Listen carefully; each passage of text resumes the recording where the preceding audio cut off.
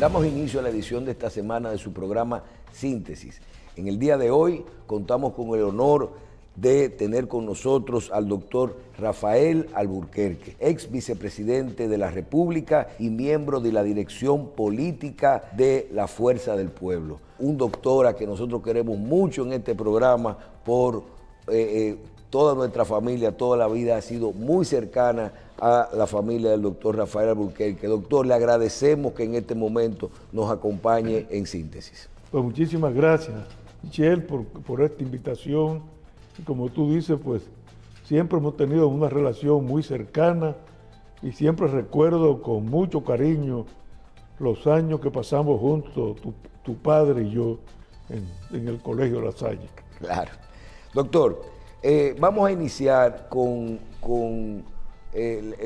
primero hay que decirle a los dominicanos que independientemente de su condición de abogado y de ex vicepresidente de la República, donde uno maneja todos los temas, pero si hay un dominicano yo no digo que sea especializado, pero que su formación, que tiene los conocimientos y que siempre todos los aportes que ha hecho a la parte laboral, a la parte de seguridad social, a la parte que tiene que ver con ese sector, siempre separa lo que son los intereses reales, nacionales, de toda la parte política y de los diferentes intereses de diferentes sectores. Yo creo que hay que reconocer eso en la trayectoria. En este momento, la opinión suya es válida y de reconocerla, de verla para tomar las decisiones necesarias que se necesitan para un consenso en todo lo que tiene que ver con la reforma laboral que se realiza en este momento. Doctor, ¿qué se ha presentado al Congreso Nacional? ¿Qué nosotros tenemos y qué se ha presentado en este momento? Pues si fuéramos a ver lo que se está discutiendo. Mira, cómo no. Se trata de un proyecto presentado, sí, por el Poder Ejecutivo, como debe ser, pero fue un proyecto consensuado durante 2 años. Durante 2 años hubo discusiones en el Ministerio de Trabajo, en un órgano que, por cierto, lo creé yo cuando fui secretario de Estado de Trabajo. En esa época no se hablaba de ministro, sino de secretario de Trabajo, y lo creé a instancia de la Organización Internacional del Trabajo, que se llama el Consejo Consultivo del Trabajo. El Consejo Consultivo del Trabajo es un órgano tripartito, en que están presentes el gobierno, el ministerio, empresarios y trabajadores. Bueno, pues en ese órgano se convocó hace 2 años un diálogo tripartito de las 3 partes para examinar cuáles reformas podrían introducirse al Código de Trabajo de 1992. Que era el último que tenía, que con el que tenemos ahora. El que tenemos ahora vigente, que fue redactado en aquella época por una comisión de 3 abogados. Estamos hablando del gobierno de Balaguer. Del gobierno de Balaguer en 1992, y designó 3 abogados. Lupo Hernández Rueda, ya fallecido, el doctor Milton Ray Guevara y quien les habla. Y por cierto nos dio un mandato, no había diálogo, sino una comisión de juristas, y nos dio un mandato de 3 meses. El decreto salió en octubre del 90 y el decreto decía en enero del 91 tienen que entregar la reforma. Bueno, y nosotros trabajábamos todos los días. Por cierto, en el recinto de la universidad, de la Pontificia Universidad Católica Madre y Maestra. Bueno, ahí le presentamos en enero el proyecto que en el 92 se convertiría en ley, que es lo que está en vigor ahora. Obviamente, son más de 30 años, hay temas que hay que reformar. Entonces, el ministerio convocó a esas conversaciones a partir de agosto del 2022 con un doble propósito. Uno, modernizar el código, porque el código incluye ninguna materia relativa al teletrabajo. Bueno, en 1992 no había.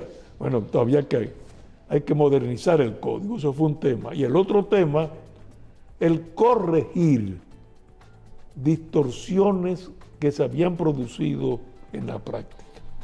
Ese fue el propósito. Que ya había en ese momento. Sí, que había ahora, que ya se habían, a lo largo de los años, en el 2022, bueno, claro, ya había varias quejas en la parte procesal, sobre todo. Entonces, ese es el origen. Entonces, bueno, comenzaron las discusiones, al final hubo un acuerdo, no total, sino en determinadas materias, en otras no hubo, y eso se presentó al Congreso Nacional.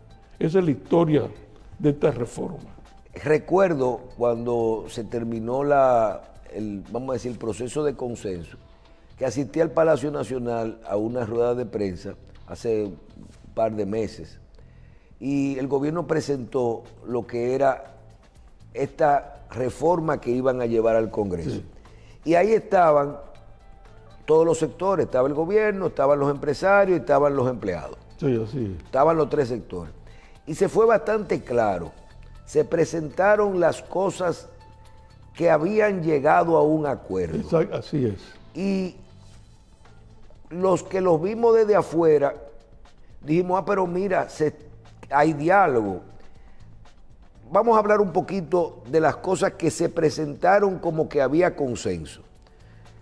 Vi que había un tema procesal. Habían unas modalidades de trabajo nuevas que ya se estaban incorporando, como del horario y de modelos de trabajo que no existían, por ejemplo, el horario, el trabajo virtual creo que está ahí adentro, el famoso teletrabajo, la flexibilización de horarios, que ya los domingos de noche, ya el Código Viejo establece como unos horarios muy de día de semana y de diurnos y todo eso. Ya tenemos algo un poquito más práctico, adecuado al momento. Y se establecieron también, si no me equivoco, unos procesos adicionales con las vacaciones, con el tema de las licencias que te otorgaba, aunque era un día más, te daba 2 semanas después de cierto tiempo en eso. Con toda esa parte, desde su punto de vista, ¿eran necesarias esas modificaciones, sobre todo en lo procesal? Mira, vamos a distinguir. Para mí, la parte procesal era fundamental, el cambio. En otros aspectos que se tomaron, yo tenía mis dudas. O sea, en la flexibilización del horario estaba, por ejemplo, de acuerdo con flexibilizar el horario. Pero la palabra flexibilizar puede comprender cualquier cosa. Entonces, por ejemplo, en el Código de Trabajo del 92 había un límite para el trabajo en horas extras. Eran 80 horas por trimestre, el tope. Bueno, los empresarios en el diálogo pretendieron que se aumentara de 80 a 150. Pero yo en eso no estoy de acuerdo. O sea, 80 horas, hay un horario que cumplir. Las horas extras es un exceso a la jornada, al límite de la jornada. Bueno, 80 horas al trimestre me parecen bien. Al fin y al cabo, un acuerdo entre sindicatos y empresarios, y se aumentó no 150, sino a 120. Bueno, ese fue el acuerdo. Yo no estaba de acuerdo con eso, pero ese fue el acuerdo. Ese fue el acuerdo. Los trabajadores propusieron limitar la jornada de 44 horas a la semana, porque hubo un acuerdo de horario flexible, como tú dices. Por ejemplo, aquí el límite de la jornada en el Código de Trabajo son dos límites. Un límite diario de 8 horas y un límite semanal de 44. Bueno, se flexibilizó y se permiten en determinadas circunstancias jornadas de hasta 12 horas al día. ¿Y un guardián? 12 horas al día. pero sin pasar de 44 a la semana. De manera que, bueno, usted quiere trabajar 12 horas. Usted trabaja 4 días de 12 horas y ya no tiene que trabajar 5 días. No, ni siquiera 3 días de 12 horas y uno de 8. Exacto. Y entonces no trabaja ni viernes, ni sábado, ni domingo. Bueno, eso me parece bien, se flexibilizó. Pero los trabajadores a cambio propusieron que la jornada semanal se limitara a 40 horas, de lunes a viernes, que no se trabajara ni sábado ni el domingo, porque hay una tendencia, precisamente por el desarrollo de la tecnología, de menos horas de trabajo. Presencial. Sí, de menos horas de trabajo presencial y telemática también, sobre la base de armonizar, lo que llaman ahora armonizar, la vida familiar con la vida profesional. O sea, se trabaja 8 horas, 12 horas, se flexibiliza. Por eso es que a usted no le gusta la palabra flexibilización, porque rompe esos esquemas que por lo menos te dan un piso y un techo. Es una especie de cajón desastre, ahí cabe todo. Pero bueno, es la tendencia. Y en esos puntos, ¿hubo consenso? No, ahí no hubo consenso. Como no hubo consenso de la cesantía, que ahora veo que los empresarios se quejan. Sí. Bueno, así como los empresarios no aceptaron las 40 horas, entendieron que eso le dañaba su productividad. Bueno, muy bien, se respetó, siguen las 44 horas. Bueno, asimismo los trabajadores no aceptaron que le limitaran la cesantía. Entonces ahora el empresariado dice, no hubo acuerdo. Bueno, si hubo acuerdo en determinados aspectos, en otros no hubo. Lo que yo entiendo es que debe discutirse los temas que no se llegó a acuerdo, discutirlo más adelante. Pero ese fue el acuerdo a que se llegó y yo creo que eso es lo que hay que necesariamente respetar. Bien, yo creo que va a ser el punto final, yo creo que del tema de la reforma. Usted dijo, los empresarios en este momento, si llegó al Congreso, ellos se trancaron, porque si llegamos a un consenso en lo que estábamos de acuerdo y no estábamos de acuerdo, y ahora en el Congreso los empresarios dicen, no vamos a pasar, no estamos de acuerdo con que no se puso la cesantía. Bien, usted está hablando con una persona que desde que se creó la Ley de Seguridad Social está pidiendo, independientemente de lo que tiene que ver con esta discusión de la reforma, no que se elimine la cesantía, sino que se cumpla lo que decía la Ley de Seguridad Social, que era la revisión de la cesantía y que se puedan crear las reglas necesarias. En este contexto, si de verdad van a pasar dos cosas, se va a escuchar a todo el mundo o el Congreso tomará el proyecto con alguna modificación o no del que se llegó al consenso y lo aprobará sin la cesantía, sin las 40 horas, o se abre un espacio, parece ser, de discusión en la que ya he visto presentaciones inclusive de los políticos, de los expertos, usted creo que también participa de este proceso, y en la que se puedan escuchar, se abre tal vez la puerta de que se pueda incluir la cesantía, o no la eliminación de la cesantía, sino algunos aspectos de la cesantía. Doctor, si esto ocurriera, como Rafael Alburquerque, como el doctor Rafael Alburquerque, no como su posición de ex vicepresidente y representante de la Fuerza del Pueblo en un escenario, ¿usted entendería que deberíamos abrir el espacio no a la eliminación de la cesantía, sino a ser real? Se están haciendo acuerdos por siempre, por fuera y todo eso. Y no, ven acá, nadie que pierda un derecho adquirido, por ejemplo, y para los empleados nuevos, por ejemplo, decir, vamos a poner un tope.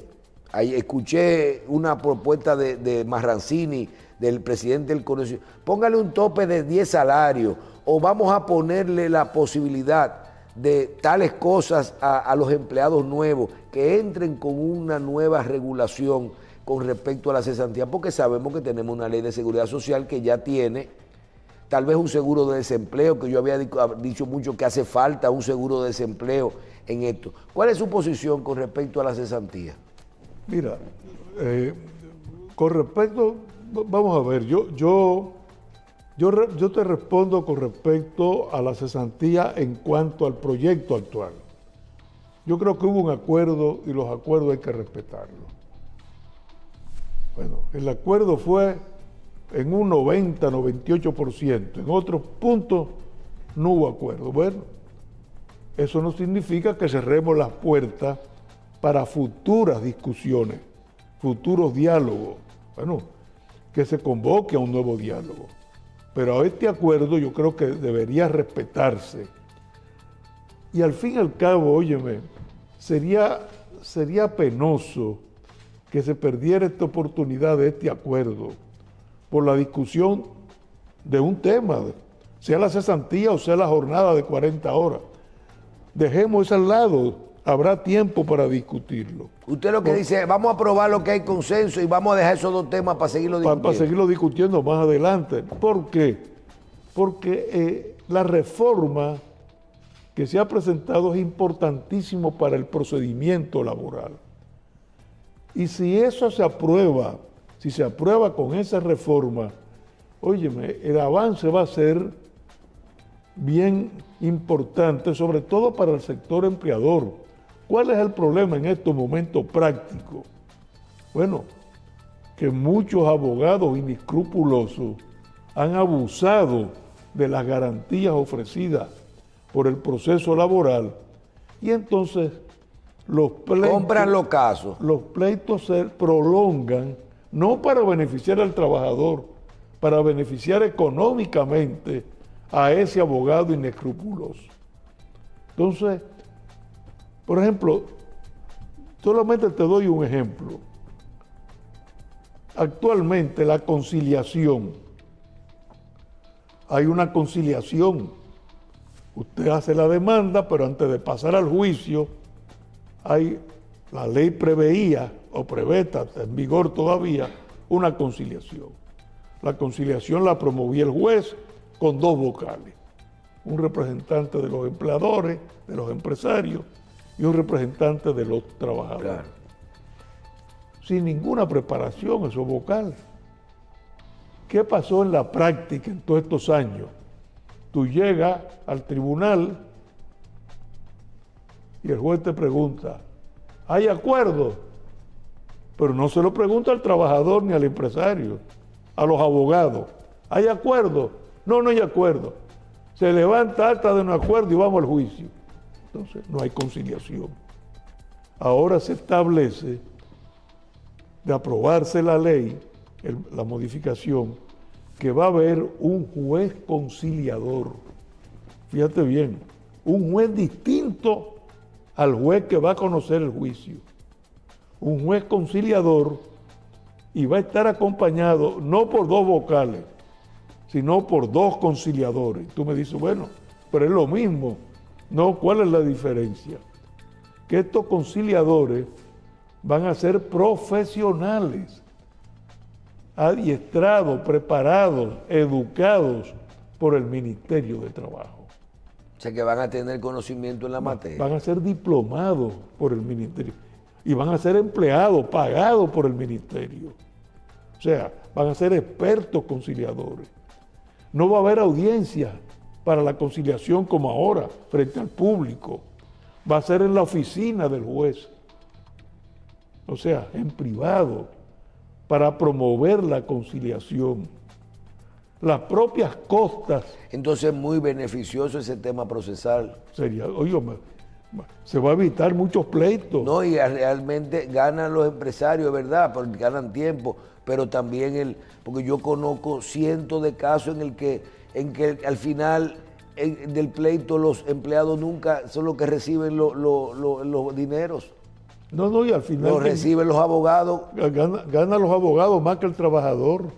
Entonces, se va a promover la conciliación y si el abogado obstaculiza, si el juez conciliador aprecia que el abogado está obstaculizando la conciliación, como me pasó a mí muchas veces.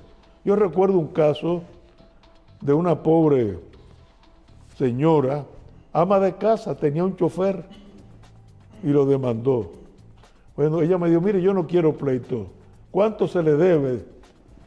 Yo le dije, mire, por ley no le corresponde nada. Dice, no, no, pero si fuera un trabajador común, ¿cuánto es? Me dijo. Yo le dije, tanto.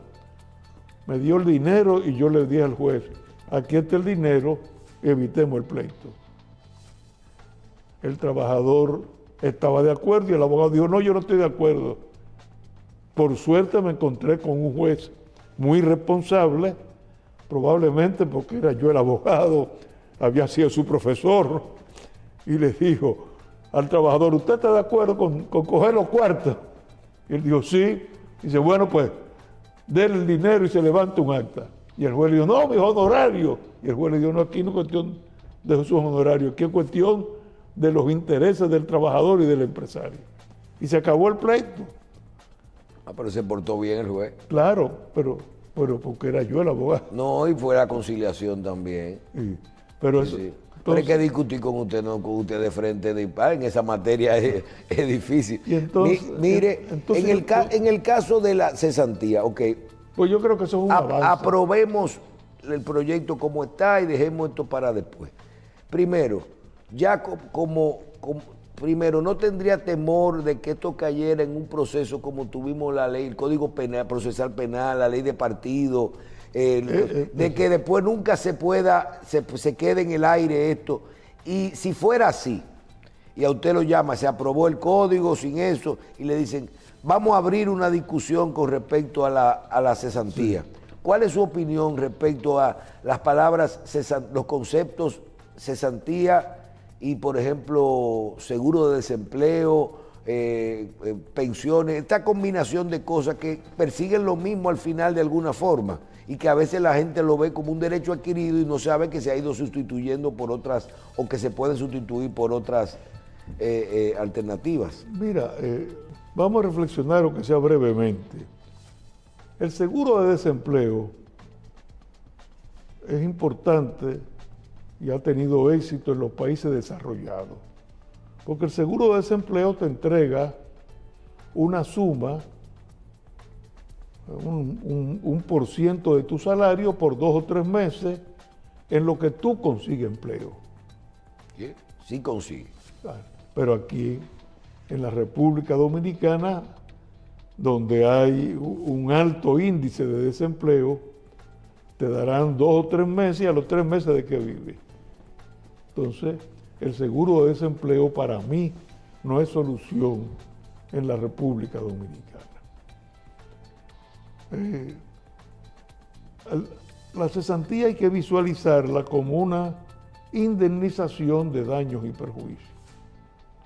Yo siempre le he expresado a los empresarios en estas mismas discusiones que hubo ahora en el ministerio. Díganme una cosa, les digo de los empresarios. Yo tengo con usted un contrato, lo firmamos los dos el contrato, o verbal el contrato. Usted puede, yo le puedo romper el contrato sin acuerdo con usted, porque el contrato es una ley entre las partes, es un acuerdo. Se supone que para romperlo, usted y yo tenemos que tener acuerdo. Pero la ley le permite al empresario votar al trabajador, aunque no haya acuerdo, vete de aquí. ¿Y por qué? Porque a mí me da la gana. Pero lo mismo el trabajador. No, yo me voy, mañana no vengo. ¿Pero y por qué? Usted no tiene, me conviene. Usted no tiene un acuerdo conmigo. Sí, pero a mí no me conviene y me voy. Entonces, si a usted le dan la potestad de romper unilateralmente el contrato, se supone que usted está causando daños y perjuicios. Entonces usted tiene que indemnizar a esa persona por los daños y perjuicios en que ha incurrido. Entonces, eso es todo. Es una indemnización. Y adaptar el término a los nuevos tiempos, a un nuevo acuerdo de trabajo. Yo, por ejemplo, recuerdo recuerdo que en un momento dado alguien me hizo una oferta de trabajo y me dice, yo te quiero pagar una suma. Era la suma que yo estaba esperando. Pero yo no te voy a pagar más nada. Yo te puedo dar o 50,000 pesos mensuales o te voy a pagar 100,000 con todas las de la ley o te voy a pagar 100,000 pesos todos los meses. 100,000 pesos todos los meses, pero tú no tienes doble sueldo, tú no tienes liquidación, porque era un proyecto determinado de 2 años para yo realizarlo. Y no le querían cargar, sino lo que te va a ganar hay que irlo pagando, cobramos y pagamos, y tú coges tu pedazo. Y no te puedo hacer un contrato, ni me puedo hacer una factura, tiene que ser como empleado, pero con condiciones.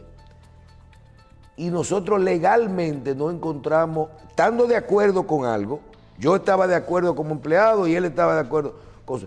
Legalmente los abogados no había la forma de que nosotros le pudiéramos entregar un contrato de trabajo a la firma para enseñárselo a la firma que fuera legal. ¿Qué pasó con esto? Ese acuerdo en este país no se permite. No, yo creo que sí, si es por 2 años, por 3 años, 4 años, hay lo que se llama el contrato por cierto tiempo. Pero genera no genera cesantía. No genera. Hay 3 contratos de trabajo. El contrato por tiempo indefinido que genera cesantía. El contrato de duración determinada por cierto tiempo en que tú y yo decimos, bueno, este va a ser un contrato por 2 años. A los 2 años termina y no hay que pagar un centavo. O un contrato, el contrato de la construcción. En el contrato de la construcción, usted es un pintor, usted pintó el edificio, terminó de pintarlo, no hay que pagar nada. Yo creo que hay mucha distorsión. Fíjate, la cesantía en el contrato por tiempo indefinido, primero solamente se paga si es el empleador que toma la iniciativa. Si el trabajador se va, no hay cesantía. Sí. Entonces lo que usted dice es una indemnización. Sí. Y segundo, si usted al final de su vida útil, usted le llega el tiempo de la jubilación y la seguridad social le paga su pensión y le entrega su pensión, usted no tiene cesantía tampoco. Ajá. Sí, claro. La pensión y la cesantía son incompatibles. Si usted llegó a los 60 años... ¿Y es así con la ley actual? Con la ley actual. A los 60 años, usted se jubiló y le entregaron su pensión, no hay cesantía. Entonces, el gran problema de la cesantía es el pasivo laboral. O sea, no la erogación. No, aquí las empresas que tienen los números de su pasivo laboral, todas están quebradas. Es el pasivo laboral que ellos insertan, que es un pasivo contable solamente, no se eroga. No, hay algunas que lo ponen abajo, que lo ponen después de los, si lo ponen antes de los resultados, le da rojo. Sí, el pasivo laboral. Entonces, bueno, ese es el problema. Entonces yo digo, bueno, ¿por qué hay que resolver el problema afectando al trabajador? Pero mire, usted tiene muchos aportes que puede hacer en materia de información y de educación al sector. ¿Usted ha pensado en eso que usted está diciendo, que aquí hay mucha falta de información, sobre todo en los sectores de emprendedores, de pymes, de MIPYME? Porque los ricos y empresarios grandes, vamos a estar claros, ellos conocen todo eso y tienen grandes firmas de abogados de esta materia que saben, pero no hay mucha falta de información y de educación en este sector. Sí, hay mucha. Y muchos pleitos que se dan en los tribunales por falta de información.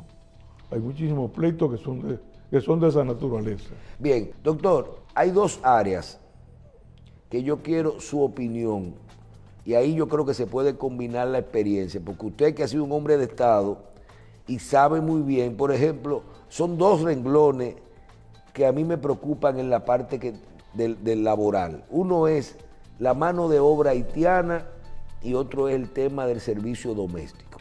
Son dos áreas fundamentales.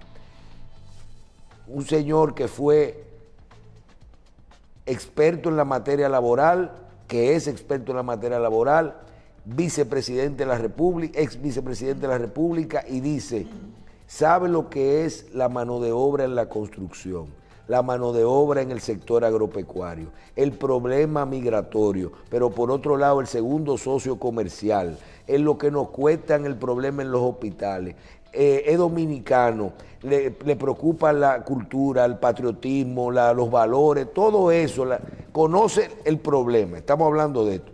O sea, ¿cómo yo puedo regular, siendo que tengo una ley que habla de un 80-20, pero tengo una situación migratoria, un 80-20 de personas legales, y yo estaba haciendo el otro día una construcción en lo personal, le digo, y en la construcción que duró 6 meses participaron alrededor de 46 personas trabajando,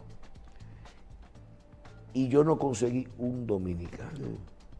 Un dominicano no conseguí. Bueno, el que me sacó el permiso de la construcción. No, fue el único que... Y un inspector que vino a buscar unos cuartos del seguro de los empleados de la construcción. Todo el mundo haitiano. Y de esos 40 y pico de personas, 40 eran indocumentados. Oiga bien esto. Su posición con respecto a un tema complejo, y el caso del servicio doméstico, que también ahora nos dimos cuenta que el 50% del servicio doméstico también tiene adentro el problema migratorio haitiano, porque también ahora hay otro comportamiento con respecto al servicio doméstico. Háblenos de esos dos casos, su opinión, su consejo. Mira, el primero, que es el problema de la mano de obra haitiana, hay que comprenderlo, ¿no? Es un fenómeno, como tú dices, muy complejo. Porque en la medida en que el país se ha ido desarrollando económicamente, es un fenómeno normal que pasa en todas partes del mundo, en que el nativo, el nacional, trata de buscar un trabajo más cómodo. O sea, entre yo trabajar de sol a sol, agachado, sembrando, o sea, el trabajo agrícola, que es un trabajo muy pesado, pues yo trato de trabajar en el motoconcho. El motoconcho me rinde más, claro, y es menos penoso. Entonces, y trabajo menos. Pero lo mismo sucede con los dominicanos en los Estados Unidos. ¿Quiénes recogen la basura? Los taxistas en los Estados Unidos, el recogedor de basura de los ayuntamientos. Sí, pero allá tenemos que estar legales. Sí, los agricultores, el trabajo agrícola, todo eso es trabajo, mano de obra de tercero. Ahora, eso por un lado. Pero por otro lado, ahí viene el problema migratorio de la ilegalidad. Bueno, ya eso es un problema extralaboral. Tiene que haber una política de parte del gobierno con respecto a la inmigración ilegal.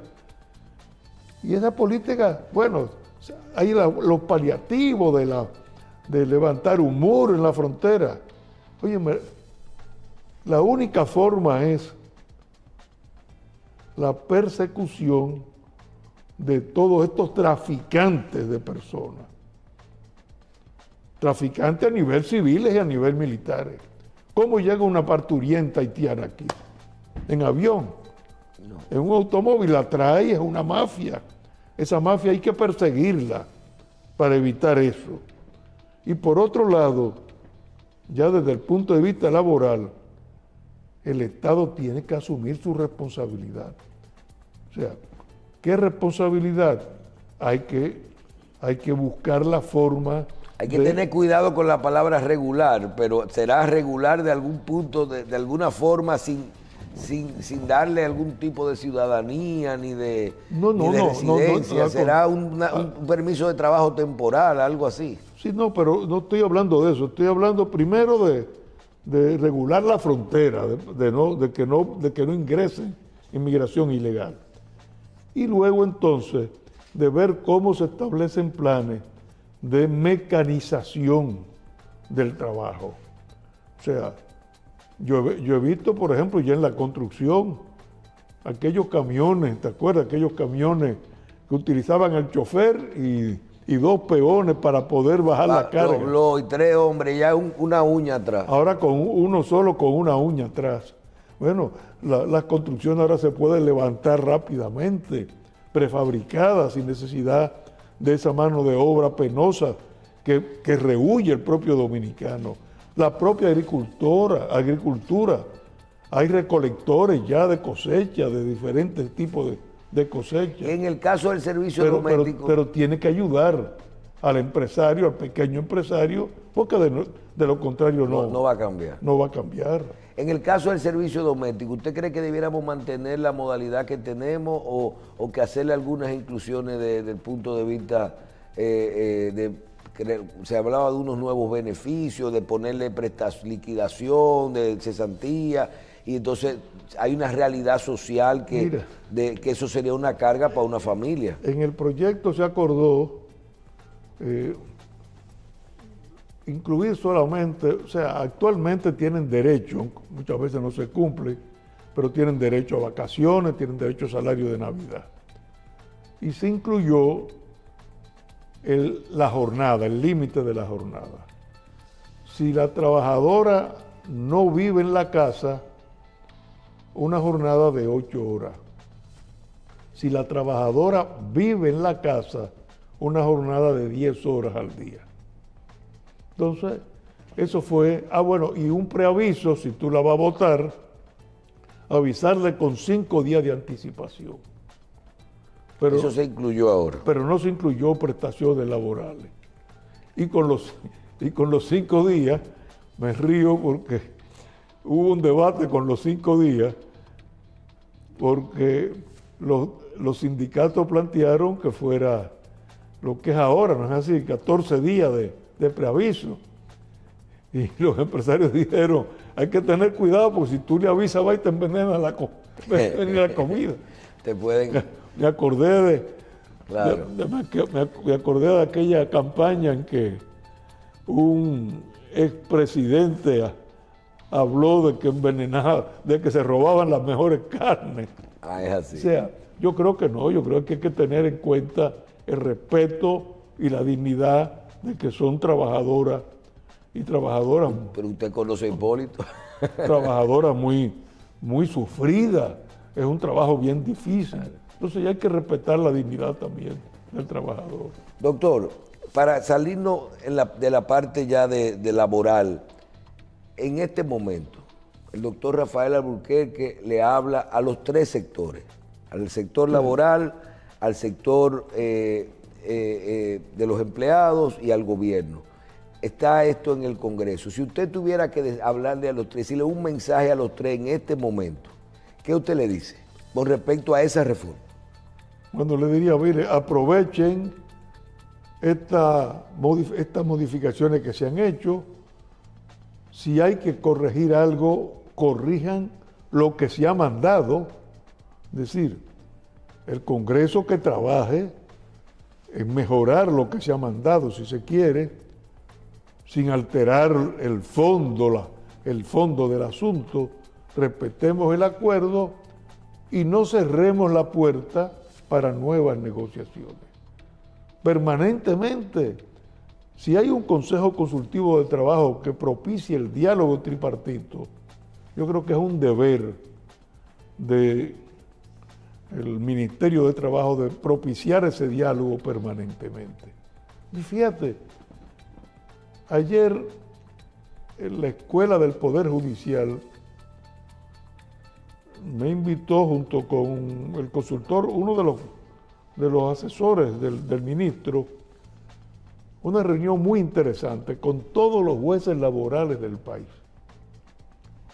Bueno, y me pidieron que hiciera una exposición ahora, como estamos hablando, que yo hablara con los jueces como especialista. Y fue interesantísimo porque esos jueces tienen la vivencia práctica del día y sin alterar el acuerdo, muchos hicieron sugerencias buenísimas, interesantísimas, pero mire, ¿y por qué no incluyeron esto? Pero mire, te doy un solo ejemplo. en el acuerdo se establece, para evitarle gastos al trabajador, que las notificaciones de todas las demandas, de todos los actos, las haga el secretario del tribunal. O sea, si yo voy a demandar a un empresario que el trabajador no tiene dinero, bueno, que la haga el secretario del tribunal. Un juez se paró y dijo, óigame, eso es muy bueno, muy idealista, muy bonito, pero eso va a crear un cuello de botella en los tribunales, porque son tantos los expedientes que si no lo hace el mismo trabajador con su abogado, se va a dilatar 5 y 6 meses para que el secretario haga la notificación. Bueno, eso es válida la propuesta. Eso es un aspecto que hay que tomar en cuenta en el Senado. Ahora que lo están discutiendo, bueno, habría que ver. ¿Cuál fue mi reacción? Le dije, miren, señores, yo aprecio la observación. Ahora, es evidentemente tirarle ya pues una carga económica al trabajador, porque el abogado no va a trabajar gratis. Va a decirle, no, búsqueme 2,000 pesos, 3,000 pesos para pagarle al alguacil. Ahora, lo que tiene que hacer el Estado es fortalecer el Poder Judicial. Yo mismo le decía, va a haber jueces conciliadores. Aquí hay 6 salas de trabajo en el distrito. Se supone que debe haber 6 jueces. Hoy están trabajando 3 salas. Nada más hay 3 jueces. Wow. En vez de 6. Pero cuando hay un juez conciliador, tiene que haber 6 jueces más. ¿Y de dónde lo van a poner? Si no hay un aumento en el presupuesto de la justicia laboral. Bien, recientemente el Congreso aprobó una reforma a la Constitución. Doctor, ¿cuál es su opinión sobre los 3 aspectos fundamentales que se ha reformado la Constitución? La parte de los candados a la posibilidad de modificar la reelección presidencial o de extender un tercer periodo, el tema del Poder Judicial, de la selección del Procurador General de la República y de la unificación de las elecciones. Básicamente, fuera de los diputados, que es una parte que yo creo que no es significativa en este momento. Háblenos de su opinión de esos 3 puntos fundamentales. Mire, yo creo que no era necesario lo del... El verdadero candado hubiera sido un referéndum y ellos mismos lo evitaron. Dicen, esta reforma se hace pero no estará sometida al referéndum. Se aplicará para la próxima reforma. El verdadero candado era el referéndum. Lo otro ya estaba prohibido. Abinader, sin esa reforma, no puede reelegirse. Pero podía modificar más fácil la Constitución con ese Está bien, entonces pongan el candado de referéndum. No di que la cláusula pétrea. Bueno, la cláusula pétrea la puede modificar todo el mundo. Así que, ¿quién impide a una asamblea constituyente modificar esa cláusula pétrea en un futuro? Nadie. Doctor, entonces, y en el caso de los niveles de independencia del Ministerio Público y sacarlo del Consejo de la Magistratura, ponerlo por 2 años, parece que también se contempla la creación de un Ministerio de Justicia eventual para sacar algunos temas administrativos de la Procuraduría. Para mí tampoco había necesidad de eso. El Procurador General de la República era uno más en el Consejo Nacional de la Magistratura. ¿Por qué se hizo en aquella ocasión del 2010? Bueno, porque había 2 representantes del poder, ¿cómo se llama?, judicial, el presidente de la Suprema y un juez de la Suprema, que hubiera también dos representantes del Poder Ejecutivo y 2 representantes oficiales del Poder Legislativo. Por eso. Pero, ¿qué aporta el presidente del Tribunal Constitucional en el Consejo Nacional de la Magistratura? Yo creo que al Tribunal Constitucional debió habérsele preservado como un órgano extrapoder que controla los 3 poderes y no inmiscuirse en el Consejo Nacional de la Magistratura, que al fin y al cabo es la suma de los 3 poderes del Estado. Habérsele dejado pues al margen en ese sentido, Y en cuanto a la independencia, óyeme, ¿cuál es la preocupación realmente de la independencia del Ministerio Público? Que el Ministerio Público, si es designado por el presidente, podrá entonces perseguir la corrupción del mismo gobierno que lo ha nombrado. Bueno, pero para eso no era necesario ni crear un Ministerio de Justicia, ni hablar de independencia. Para mí ya era independiente, porque se le daba autonomía estructural, financiera, ya era independiente. Y lo va a seguir nombrando, ¿quién va a poner a Nida como quiera? Y además lo que va a hacer es lo mismo. El Consejo de la Magistratura lo va a nombrar ahora, sí, pero el único que puede proponer es el presidente de la República, ningún otro. ¿Qué hubiera sido mucho mejor? Mire, que el procurador de persecución de la corrupción, que es lo que es el PECCA ahora, bueno, que fuera nombrado primero por el Consejo del Poder Judicial. De la Procuraduría, el Consejo General de la Procuraduría de la República, del Ministerio Público. Que lo nombrara el grupo de funcionarios del Ministerio Público.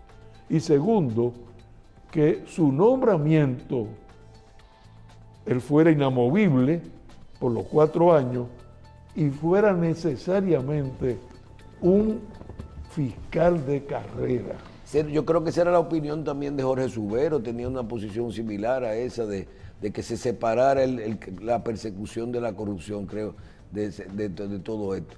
Yo creo que esta parte es fundamental. Finalmente, la fuerza del pueblo. ¿Cómo va? Ya ahora vamos a un proceso, yo creo que van a ser un proceso de campaña larguísimo, porque los partidos están activos, sobre todo el Partido Revolucionario Moderno, con esto ya de que el presidente no va. Y hablen un poquito de cómo va la organización de su partido en este momento. Sé que ha terminado unos procesos, salió bien del proceso electoral pasado, y un poquito de todo esto que ha ocurrido, aunque el presidente Fernández cerró el tema del candidato, no vamos a hablar de candidato ahora porque ya acabamos de salir de un proceso y Omar es senador hace 3 días, pero la verdad que usted con su experiencia de vicepresidente y de que conoce esa estructura, ¿cómo va eso? ¿Y qué sería si esos indicadores siguen marcando lo que se proyecta tanto de ese muchacho que es el hijo del líder del partido, pero está marcando, la verdad que está marcando un número impresionante? Bueno, dos aspectos. Primero, la Fuerza del Pueblo en estos momentos está inmersa en su congreso. Vamos a terminar ahora en febrero. Estamos en un congreso muy dinámico. Yo mismo estoy encargado de una de las mesas temáticas y nos estamos reuniendo 2 y 3 veces a la semana. Va muy bien el congreso y ya para el mes de abril estaremos haciendo nuestras elecciones internas. Bien. Porque con 5 años todos somos provisionales todavía. Entonces hay que hacer elecciones internas. Y en cuanto al compañero Omar Fernández, yo creo que ha sido realmente un fenómeno mediático, vamos a decir. Ha tenido, por sus ejecutorias, por su trabajo, por su desempeño, primero como diputado, ahora como senador, pues ha tenido un desempeño que le ha granjeado la admiración. Bueno, vimos como triunfó en las elecciones ahora del 2024, pues ha tenido un gran desempeño y creo que es un gran activo que tiene la Fuerza del Pueblo. Yo espero, bueno, es necesario seguir trabajando junto con él, fortaleciendo su liderazgo. Totalmente de acuerdo. Ahora, lo que señala de que el presidente Fernández cerró, no ha cerrado nada. El presidente Fernández, lo que sucede es que recordó lo que habíamos adoptado en la dirección política del partido, que todo lo que tenía que ver primero con candidaturas internas debía esperar hasta que terminara el Congreso organizador que hay en estos momentos. Y segundo, que todo... Y no va a haber división ahí por Leonel y su papá e hijo no van a traer división. Y en segundo lugar, que todo lo que tenía que ver con candidaturas externas, sean regidores, diputados, alcaldes, senadores, lo que fuera, o presidentes, pues eso quedara también congelado para un futuro, ya cuando venga el 2028, porque en estos momentos lo importante es seguir fortaleciendo el partido y luchando por causa, que es lo importante en estos momentos. Bien, yo quiero agradecer, realmente hay temas ahí que podríamos hacer programas completos con cada uno de esos temas con el doctor Rafael Alburquerque. Y yo creo que sí, sobre todo en el área de laboral, que nosotros podemos aportar mucho con todo esto de la educación, de la gente que hay recursos que tiene para hacer las formas correctas, hasta de contratando bien desde el inicio. Luego usted no tiene tantos problemas en el futuro cuando se presentan los casos. Doctor, gracias por estar con nosotros en este momento y le deseamos una feliz Navidad. Yo creo que en este momento usted que nos acompañe es para nosotros un verdadero honor. Muchísimas gracias, muchas felicidades. Bien. Doctor Rafael Alburquerque, ex vicepresidente de la República Dominicana y miembro de la dirección política de la Fuerza del Pueblo.